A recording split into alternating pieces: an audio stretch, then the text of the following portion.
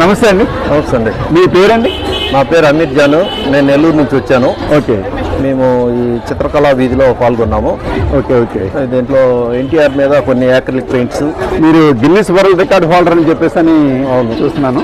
నేను Guinness record largest spice painting అని పసుపు కారంతో అతిపెద్ద చిత్రాన్ని వేయాలి, అది అమెరికా వరల్డ్ రికార్డు ఉన్నది, దాన్ని నేను బ్రేక్ చేశాను. ఓకే. అది రెండు ఇంత అద్భుతమైనటువంటి కళారూపాన్ని రూపొందించిన గోరు చూపించండి సార్. అయ్యా,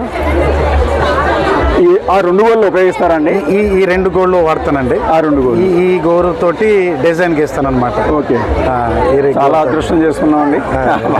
అదృష్టం. Good good. చాలా హ్యాపీ అండి. చాలా సంతోషం అండి. నమస్తే అండి. Thank you sir. నమస్తే అండి. నమస్తే అండి సార్. మీ పేరు? మోకా విజయ్ కుమార్, విశాఖపట్నం నుంచి. మీరు ఇక్కడ ఈ ఆర్ట్లో ఏమి ప్రదర్శిస్తున్నారు?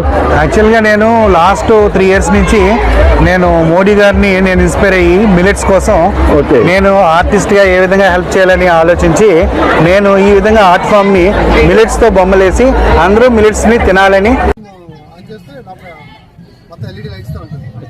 ఓకే.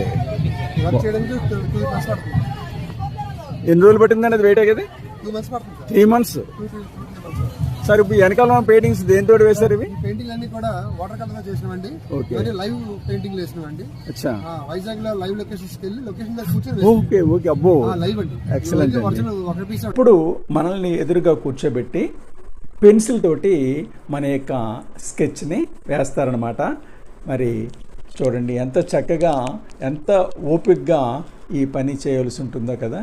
కానీ ఇతను చాలా నిష్ణాతుడు కాబట్టి ఫింగర్ టిప్స్ మీద టకటక స్కెచ్ వేస్తున్నారనమాట.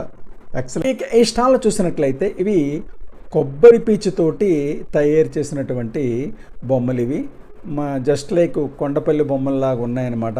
అవి కాదనుకోండి. మరి ఇదంతా కూడా హ్యాండ్ ఆర్ట్, చేతితోటి చేయవలసినటువంటిది. చాలా చక్కగా ఉన్నాయి. ఇక్కడ చూడండి పిచ్చుగూళ్ళు ఎంత అందంగా ఉన్నాయో, వెనకాల దేవుడివి అన్నీ చాలా చక్కగా చేశారు. ఇది మరొక స్టాలు. ఈ చెక్కతోటి అజంతా శిల్పాల్లాగా ఉన్నాయి. మరి ఇక్కడ చూడండి ఈ భామ మరి తలస్నానం చేసినట్టుగా ఉంది కదా.